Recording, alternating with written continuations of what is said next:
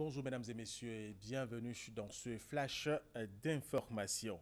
Le président de la République, Alassane Ouattara, est arrivé hier dimanche à Marrakech au Maroc pour prendre part à la 22e conférence des Nations Unies sur le changement climatique, COP22. Le chef de l'État ivoirien a d'abord exprimé son grand plaisir d'être au Maroc et surtout de retrouver Sa Majesté le roi Mohamed VI et le peuple marocain.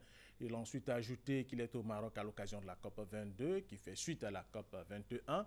Le chef de l'État a souligné que l'accord de Paris a déjà été signé et promulgué par la Côte d'Ivoire, ce qui fait de notre pays l'un des premiers pays à avoir ratifié cet accord qui est important pour l'humanité.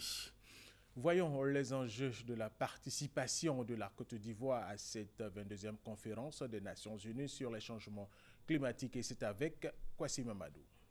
Un atelier sur les catastrophes naturelles sur les stands de la Côte d'Ivoire. Nous sommes à la 22e conférence des Nations Unies sur les changements climatiques, la COP22.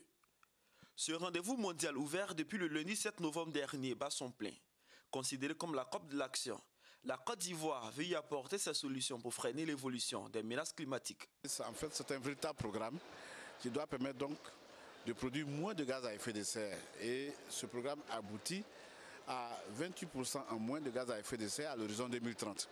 Donc dans ce programme, vous avez tout simplement le secteur de l'agriculture, le secteur des déchets, l'énergie par exemple, qui vont être prises en compte à travers des projets structurants pour faire en sorte que nous ayons de nouvelles manières de produire, de nouvelles manières de consommer qui aboutissent à cette diminution de production de gaz à effet de serre. Dans ces différentes propositions, la Côte d'Ivoire accorde une place prépondérante à la jeunesse. Créer les opportunités d'expression des jeunes sur le sujet du changement climatique et sur les métiers nouveaux qu'offre le changement climatique. Et ce sont autant d'opportunités qui nous changent la vie, mais qui surtout nous améliorent la vie avec moins d'impact sur notre environnement. Et la Côte d'Ivoire ne veut pas rester en marge de la mobilisation pour le Fonds vert. Pour l'instant, la Côte d'Ivoire a pris le devant. La Côte d'Ivoire a déjà envoyé une mission en Corée pour rencontrer l'administration du Fonds vert pour le climat parce que nous voulons être prêts. Au moment où ces financements seront mis en place, il faut que la Côte d'Ivoire puisse en bénéficier. Et aujourd'hui, où nous parlons, nous sommes en train de faire la compilation de tous nos projets structurels, secteur par secteur, que ce soit l'énergie, le transport, l'agriculture.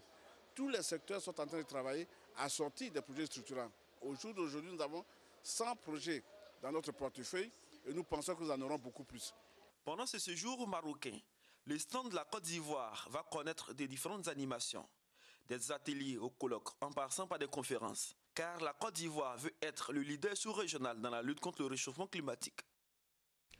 Ce lundi, c'est la journée mondiale du diabète organisée par la Fédération internationale du diabète et soutenue par l'Organisation mondiale de la santé. Elle a été lancée en 1991 comme réponse à l'escalade de l'incidence du diabète dans le monde. En Côte d'Ivoire, la prévalence est estimée à 4,94%. Le diabète, il faut le rappeler, se caractérise par un taux de sucre très élevé dans le sang. Sport, match amical international. La Côte d'Ivoire joue demain à 20h GMT contre la France. Et puis le football ivoirien est en deuil. L'ancien international Laurent Pokou est décédé, malade, interné depuis de longues semaines dans une clinique d'Abidjan pour y recevoir des soins. Laurent Pokou, footballeur de légende en Côte d'Ivoire et sur le continent africain, a donc tiré sa révérence hier dimanche en milieu d'après-midi. Sociétaire du Standard et de l'Ufran de Boaké de la SEC Mimosa, Laurent Pokou a également évolué à Rennes en France. Il a longtemps détenu le titre de meilleur buteur de la Coupe d'Afrique des Nations CAN avec 14 buts en 2 éditions.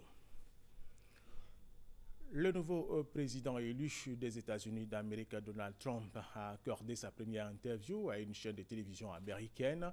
Il a promis d'expulser jusqu'à 3 millions d'immigrés clandestins. Donald Trump soutient qu'il va renoncer au salaire annuel dévolu au président des États-Unis d'Amérique, estimé à 400 000 $, soit environ 200 millions de francs CFA. Il a par ailleurs exhorté les manifestants qui ont défilé ces derniers jours dans les grandes villes des États-Unis d'Amérique à ne pas avoir peur de sa présidence.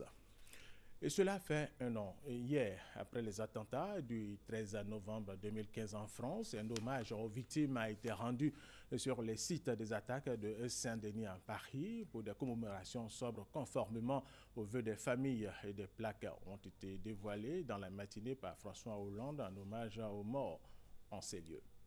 Et c'est la fin de ce flash d'information. Merci de l'avoir suivi. Je vous retrouve à 13h.